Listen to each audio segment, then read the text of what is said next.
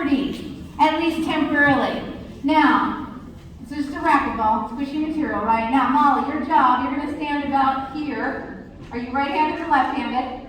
Right-handed, good. All right, so we're going to leave it in there. All right, make predictions maybe about what's happening. When I take it out, I'm going to bounce it between my hands because it's very cold, right? You're going to stick out your left hand. I know you're right-handed. You're like, what is she doing? You're going to stick it out your left hand, and you're going to quickly transfer it to your throwing hand. And then you're going to throw it as hard as you can, and then, not yet, not yet, not yet.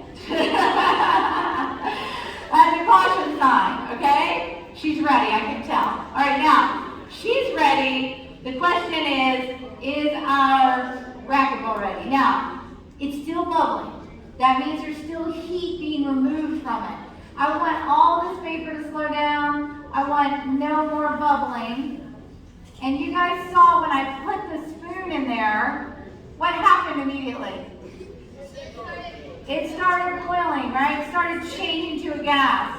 All right, now, it's almost there, Molly. You ready? Okay. Guys, a couple safety things. How many of you have been around liquid nitrogen before? Maybe a few of us. Okay. Guys, safety. Never ever immerse. I don't put my hands in there. I'm wearing eye protection. And I'm not, when you see me take the racquetball out, it's warmed up enough for me to contact it. It's no longer 326 degrees below zero, okay?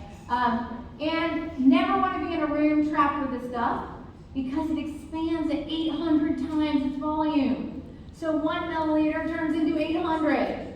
1 gallon turns into 800 gallons. Think of it that way, right? So it expands so rapidly. It pushes out the oxygen in the air. And that's a bad thing when we're in a small room. So never be in a small room or a car with it. All right, Molly, ready?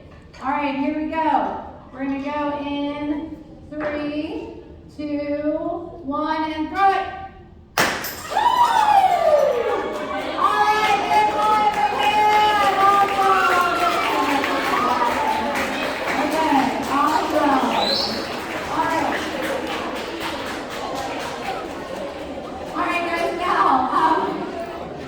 I'm just going to show you on the camera here, and it's actually still very, very cold. So we changed it. Have we changed its size and shape? Yes.